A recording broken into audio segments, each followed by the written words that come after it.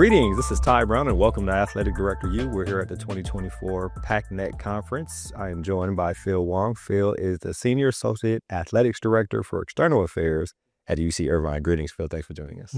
Thanks for having me. So, Phil, 18 years. Yeah. UC Irvine, right? Right. Been there for a while. Irvine is one of those schools where, you know, from the outside looking in, you're like, man, the college athletics is crazy. And you got the range of resources is crazy. And but you start thinking about, okay, so a school that exists in the resources they have and tries to make the best that they have, like, can't they make that work?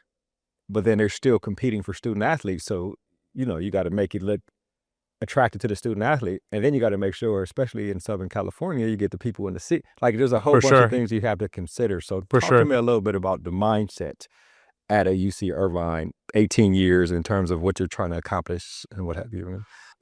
So things move a little slowly. I actually started my career at UCLA. So I've seen collegiate athletics at the highest level. Coming to UC Irvine, trying to build that kind of tradition and history similar to UCLA. UC Irvine's a younger school, so it's still relatively new to the D1 kind of phase, but we've had a lot of successes already. But the differences in what you mentioned, resources, is significant. And that's the challenging part for us. We don't have football, so we rely on a lot of other things to help us keep us relevant in the space. And funding is number one, right? I started my career working in the finance department. I started at the ticket office at UCLA, worked my way up to the finance department and the athletics department there. Was hired as the associate athletic director for business and finance at UC Irvine, so their CFO, and quickly realized, though, that we had to make some budget cuts. That was one of the reasons I was hired, to get our budget flush, but that I was quickly the no guy. No, we can't do this. We don't have the budget for this. And really wanted to understand the external side of things on how we wanted to invest our resources to get the biggest return on our investment. So really started to focus on the external side of things, looking at bringing in additional revenue, business development opportunities. And I really started to find out that if I knew where to invest that money and to get the biggest ROI, would help us move our department forward. By me saying no all the time was not doing that. How long into your tenure before you made that transition? So I was doing the associate AD for business and finance. It was about 5 to 6 years. Then my AD at the time gave me the opportunity to also oversee the external side. I actually did both for a period of about 5 years, to the point where I got too much, and then I focused solely on the external side. But that was me just wanting to understand, because I felt like we needed to invest our resources in places where we needed to get the biggest ROI on. And our methods had to be more strategic. We didn't have the ability to be taking risks and throwing resources at something that just didn't return anything for us. So there was, I imagine the department was a little smaller at the time. Yeah, it was. Yeah. The AD's like, take this on too. Yeah, do both of them. It was, but I also volunteered for it. So our associate AD for external left to be an AD, and I just saw it as an opportunity for me to grow and learn. I do not envy any athletic director right now. It's a tough position to be in. My athletic director is great. She has handled everything, tremendously, but I don't pretend to know how she is in that chair or be in her shoes. It's challenging. It is. And so when I started at Irvine, our budget was not even $12 million, running 23 sports at the time, which is now unheard of. We had to cut some programs. Our budget has grown, though, with the support of our campus, with the ability for us to generate more revenue. So we've seen us kind of advance ourselves in a way that we haven't been able to do for a very long time. So I think that's a testament to our AD and a testament to our campus being more supportive. Yeah, interesting. One thing you mentioned there was you can't take as many risks, right? Right. And I imagine you said you were this no person, right, with the budget. And Yep. then you start working on Yep. external to figure out, what's out there. And then you start realizing, okay, if we're going to spend to bring money back, we have to be strategic and Yeah. intentional. Tell me about some of that over the last few years since you've been in this role. Sure. I mean, truthfully, I mean, you mentioned we're here at PACnet, which is the Paciolan conference, and not to give them a shameless plug, but Oh, it's not shameless. I mean, so it's one of the biggest, I think, decisions we made is to go with them. They've been tremendous in terms of supporting us. Best practices, right? They call them that for a reason. Yeah. They work.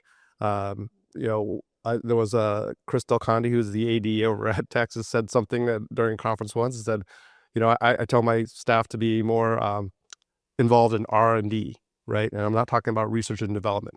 I'm talking about rip off and duplicate. And that's, what we have to do is say, hey, what is the Power 5 schools doing? And how can we mold that to something we're doing? But in terms of being more intentional and strategic, we don't do the traditional marketing, right? I mean, I think, we just don't have the resources to do it. I don't have the ability to go out and pay for a billboard. I don't have the ability to kind of just print flyers and kind of just put them everywhere. So we really leaned into the digital space. So our digital ad spends, we do that in terms of a way to, what do we get back from a return on ad spend? If it's 2-to-1, hey, we're making money off of it, right?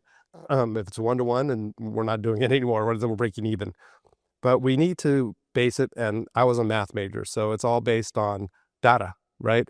It's making data-driven decisions that we know will pan out. Because we just can't take those risks. Sometimes we try to, and then when they fail, though, then we're digging ourselves out of a hole. I'd rather be moving forward than trying to figure out how to backfill a hole that we made for ourselves. Which is important. You think about digital spending, and I imagine measuring the return on digital spending is how much is spent digitally back for you. Does that make sense to you? Yeah. So obviously, we're just trying to make sure that whatever we're spending there, we're getting that money back and then some in terms of what if it's a ticket sale or just, an advertising. So that's so the question I have relative to that is, how do you know if someone shows up to a game? I guess all tickets are digital. I mean, because they may have come across this thing that they've seen. So they can click through the link, Yeah. right? So that's how we can track them. We track their progress. And so we know that's how we got them. But I guess the question is that the only way? If I see this, but I don't click at the moment, but I decide to show up to the game because Irvine is down the street. Yeah. But this is the way I saw it. There's no way to tell if that was converted, right? That's the hard part, right? So we try to put links on everything we send out. So that people can have the ease and convenience of just going do it right now to a clicks and get their tickets. That's how we track them. But yeah, to your point though, if they just saw it, just decided later to go, we really can't track that.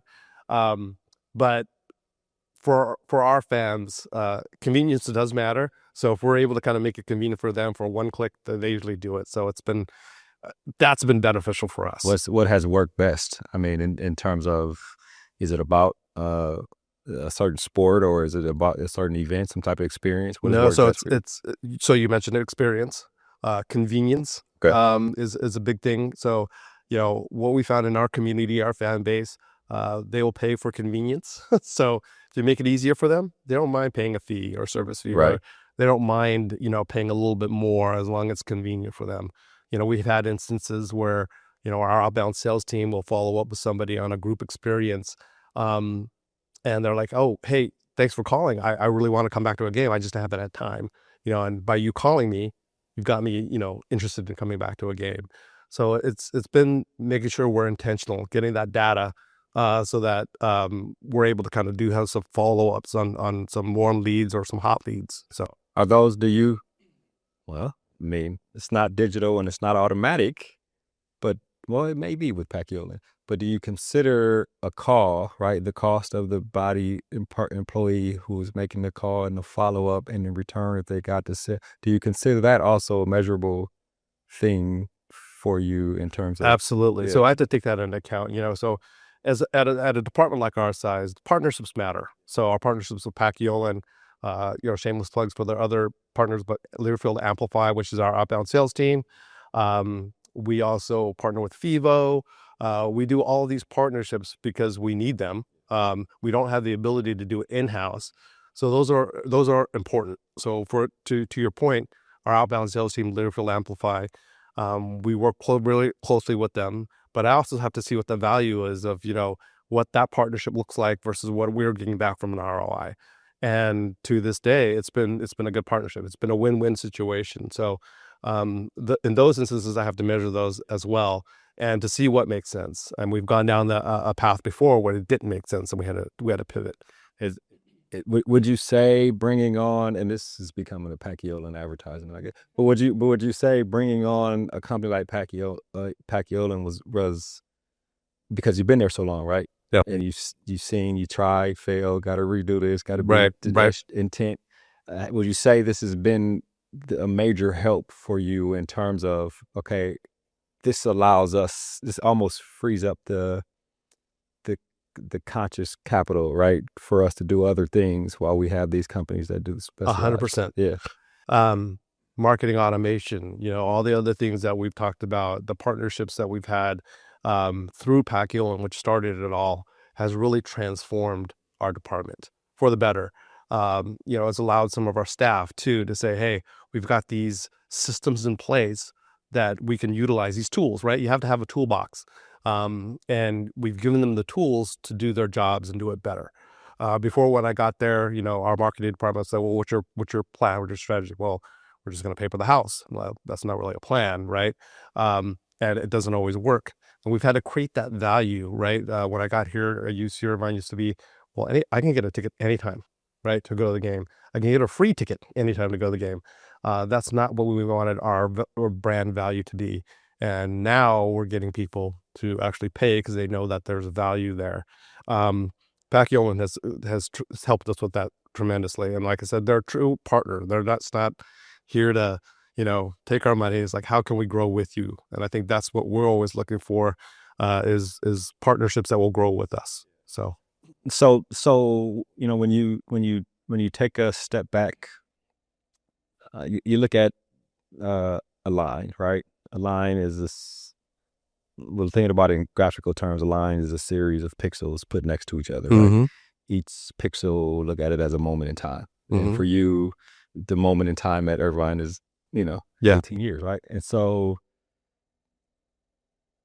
I think, and you'll correct me if I'm wrong, when you zoom out and look at the line, can you see where things are trending for you? Like, what is next for you? Because this was excellent. And so do you depend on a company like a Pacquiao for the innovation, or are you always searching for other innovations that can help us to be successful there at UC? A little bit of both, mm-hmm. right? We definitely lean in on our partners to show us what the best practices are, what the new technology is coming, how can they simplify our work processes, be more efficient and be more productive, right? So we lean on them, but internally, we also learn about ourselves. What can we maximize as a staff, and what can we do internally to make ourselves more useful, more productive for the programs that we're supposed to be supporting, right? So how do we be more intentional in that space? I've always said that, I try to get our teams to master the 3 C's, and that's communication, collaboration, and cooperation. But if you don't have the first C, the latter 2 don't exist. So communication is key. How do we improve our communication? In bigger athletic departments, you're often in silos, right? And we are to a degree, but those silos need to communicate with one another. When that communication fails or breaks down, or you have miscommunication, which is even worse, there's a problem.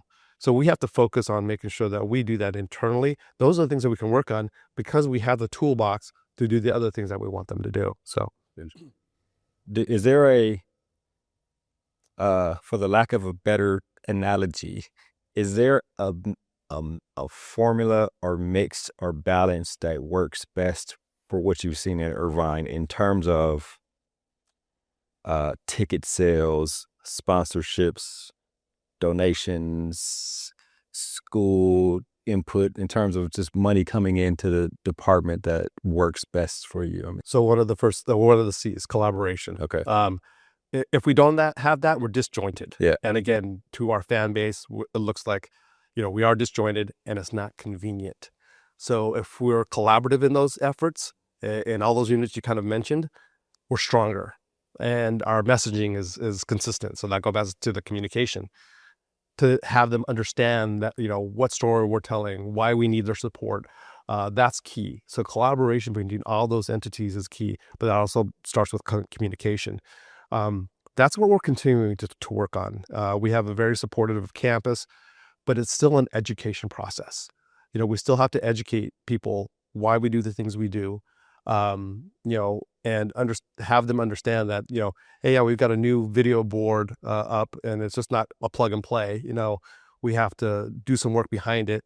We have to make sure it's coordinated with all of our other run of show that we're doing, and making sure that our coaches, our student athletes, our administrators, our staff are all on the same page. That's always a continual work in progress.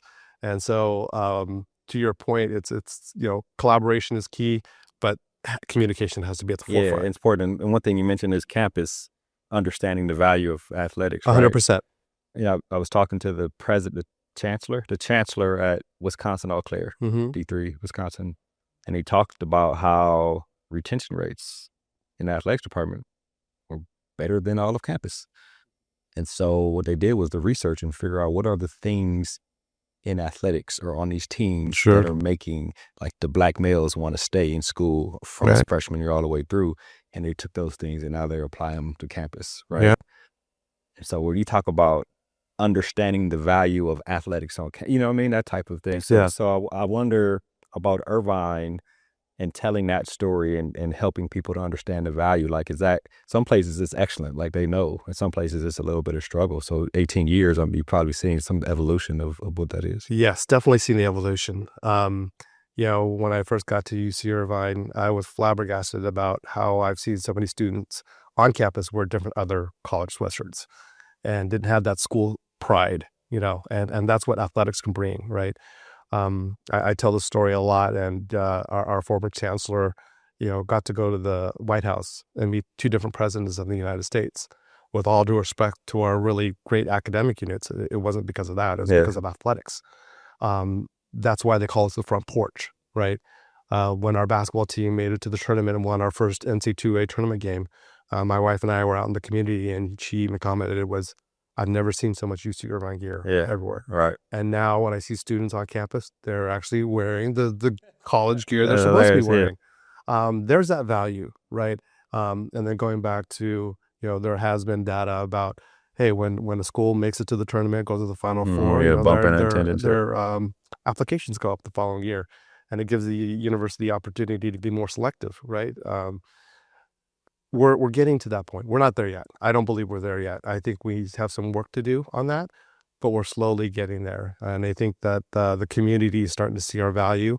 But like I said, we're not there yet. Not there yet, yeah. That's important. It's a constant struggle, right? And especially like what Chancellor Schmidt talked about, just having that research to show like, hey, we can do this on campus. We can probably solve some of the issues that people are having. Yeah, absolutely. Our charge on our campus and the pillar that we sit in the mission statement is engagement, right? So engagement with our campus constituents, our external constituents, promoting that school and community pride in the institution that has a big footprint in our community. That's what our charge is, and that's what we feel like we need to focus on. That's the mission of our external team, but it's just not the external team. It has to be the whole staff of the department, the whole university. Student athletes telling the story. Student athletes as well. They're our biggest spokesperson. I always say too, they're our biggest marketers, right? Yeah. They're out there telling about their programs. So, it takes a village, and it's the challenging part is making sure we're all on the same page. One thing what I know about UC Irvine athletics director there, she is involved in a lot, right? She is. And I've seen this at other campuses. The AD, when you have somebody influential like that, the campus wants you on a lot of committees, whether it be hiring committees or decisions about whatever, right, and these types of things. I wonder in that type of setup, the staff around her has to keep her informed for decisions that need to be made and those types of things. Tell me a little bit about that in terms of your role when you talk about external and bringing in revenue. Yeah, absolutely. Our athletic director now, Paula Smith, she's awesome. She came up from the kind of academics compliance side. So it's my job to really inform her of what we're doing on the external side, how we're achieving the campus's mission of engagement. And for an AD, I think it's important to have a very strong senior staff, senior leadership team to keep her involved or keep them involved, because they can't be everywhere at once. And sometimes the devil is in the details, right? It's our job to make sure that, we're informing her of those potential issues, bring it to light, but also making sure that we're rectifying it and we're resolving it so she doesn't have to deal with it. Right. She knows when I'm bringing something up to her, it's something that she should think about, right? I try not to bring anything else up to her that she doesn't need to know, but sometimes it's an FYI. You don't need to do anything. I got this, but just in case. Yeah, I don't want to surprise you too. But we talk frequently, and I think that goes back to my comment about communication even there. We meet every week, but I pretty much talk to her every day about something. So I think it's important to have that with your athletic director, because they can't be in every place at once, and it's really hard for them. Last question here. You mentioned one of the biggest things you saw other institutions doing that you could emulate there at Irvine was getting a partnership with a company like a Pacquiao. Yeah. Outside of that, have you implemented anything that you saw someone else doing, whether it be a competitor or somebody not competing with, that you felt like this would be good at Irvine and it has paid off for you? Well, to be honest, it was, starting with Pacquiao, because we had an in-house system, literally printing tickets out of a computer. And we weren't data capturing any data. We weren't doing anything. We were just literally send it out. Raffle tickets, right? Here's a ticket, go in. Oh, wow. My experience at UCLA. So seeing that, and UCLA is a different model. They have a centralized ticket office. So learning from that and saying, hey, what we need to do, understanding that the data that we capture is important for not only the athletics department, but the arts, to go back and market to their constituents, was something that, very basic, that I took away from it. Yeah. Everything that we've implemented, whether it's digital marketing, outbound sales, is I've seen at other places and said, hey, that might work at our place. But it has to be, can it work? And how does the model, we might have to tweak the model a little bit for us to make it work there. So there's not one thing that, anything specific that we've taken. We've taken a lot of things, right? Yeah. We were at this conference. We talked to a lot of people. I was at a dinner the other night, and sparked my curiosity, like, oh, you guys are doing that? That's pretty interesting. I think I'm going to try to take that back and see how I can implement that back on our campus. So we've taken a lot of different pieces and said, okay, that works at that school. Maybe we should try it. Which I think is excellent. Well, Phil, this has been a great conversation. I really appreciate you joining us here on Athletic Director. Yeah, appreciate your time. Thank you. Yes, Thanks for having me. That was Phil Wang. Phil is the Senior Associate Athletics Director for External Affairs at UC Irvine. And of course, I am Ty Brown with Athletic Director U. And keep in mind, the role of a leader is to create and maintain an environment that people want to be a part of. And as always, be better tomorrow than you are today.